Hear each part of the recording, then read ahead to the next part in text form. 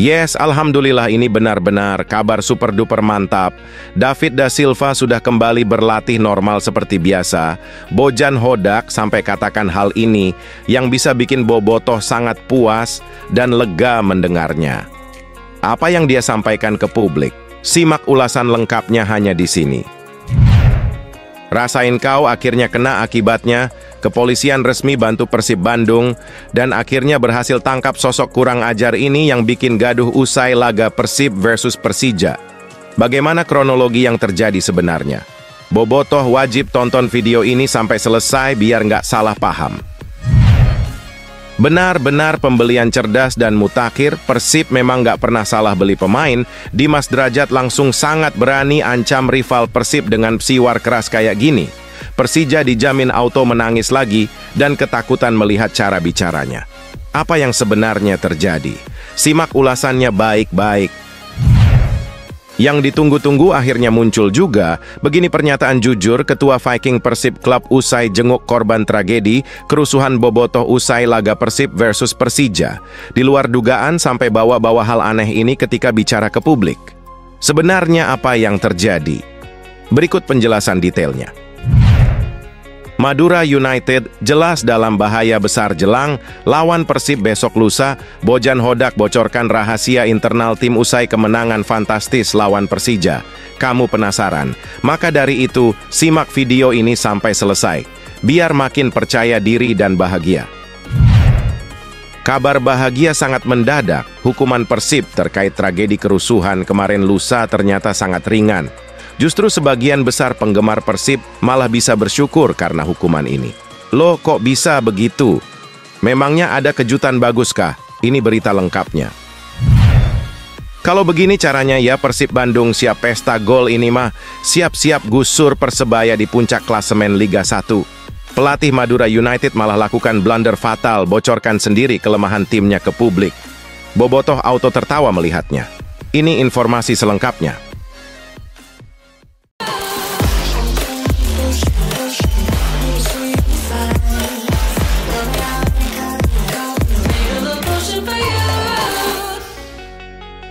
Mohon subscribe channel YouTube ini, supaya gak ketinggalan berita Persib Bandung. Yes, alhamdulillah ini benar-benar kabar super duper mantap. David da Silva sudah kembali berlatih normal seperti biasa. Bojan Hodak sampai katakan hal ini yang bisa bikin Bobotoh sangat puas dan lega mendengarnya. Apa yang dia sampaikan ke publik? Simak ulasan lengkapnya hanya di sini.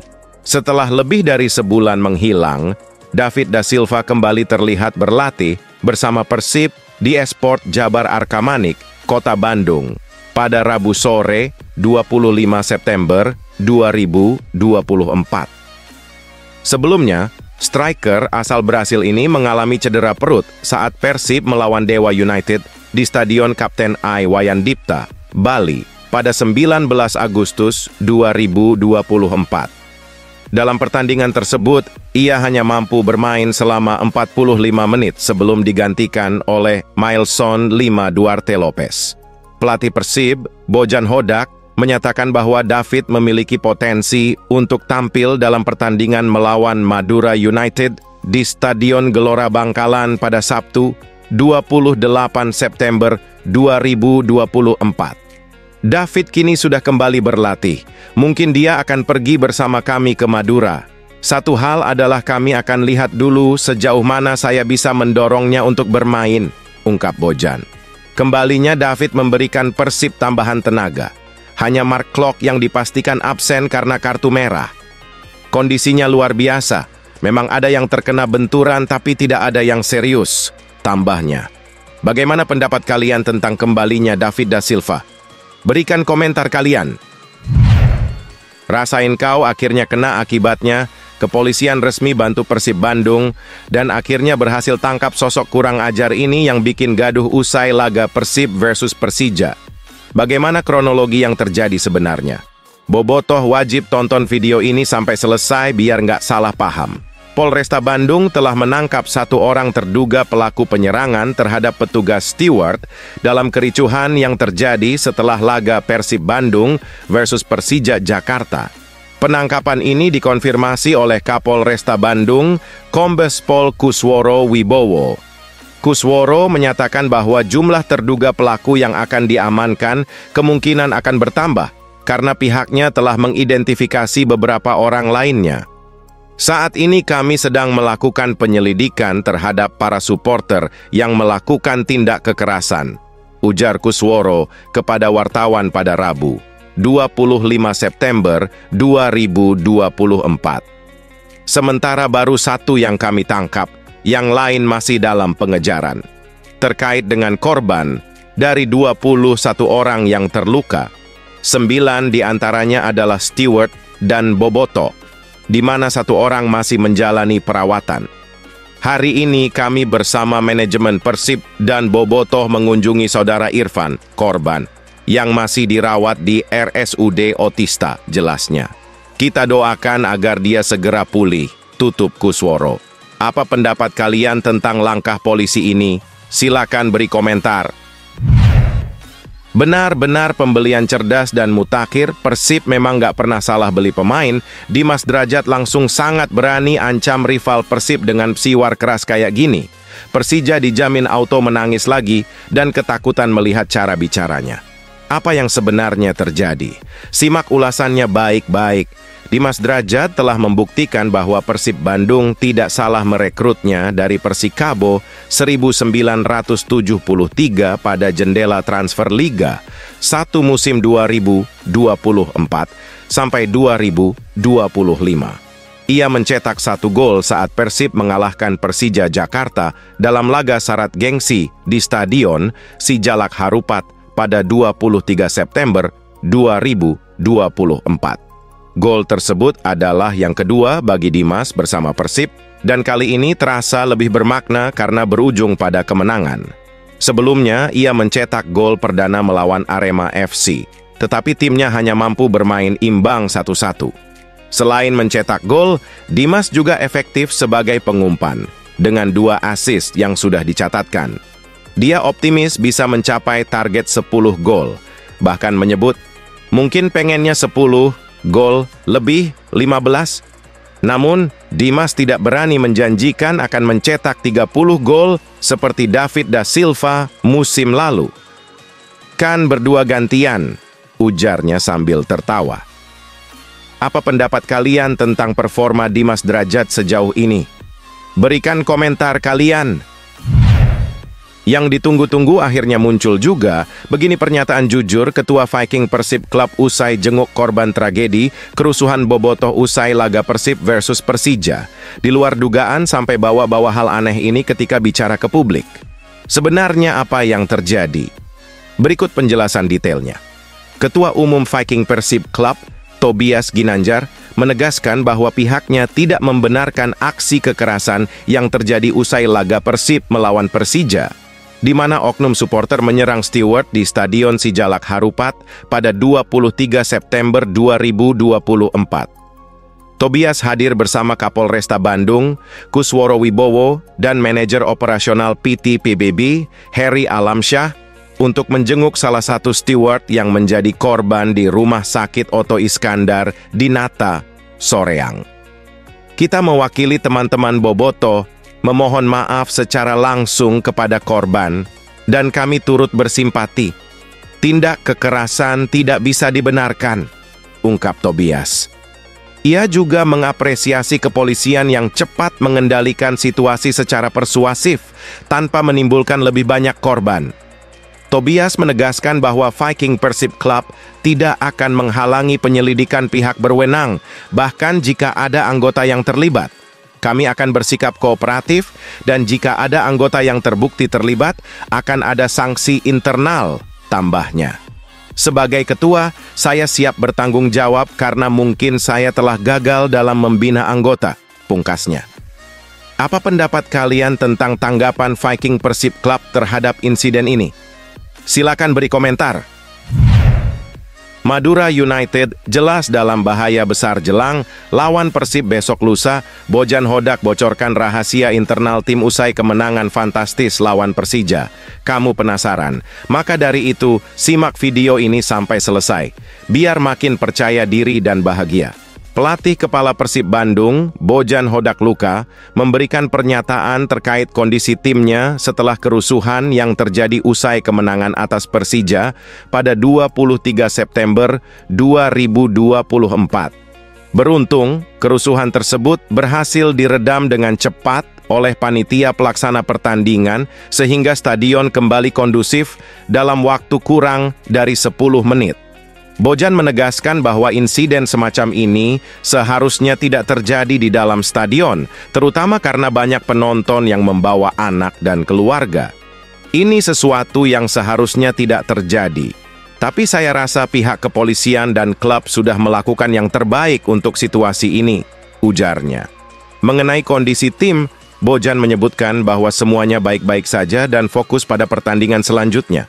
Ia mengakui ada 1 atau 2 pemain yang sedikit terganggu, namun setelah berbicara dengan mereka, ia merasa semua sudah siap untuk melawan Madura United.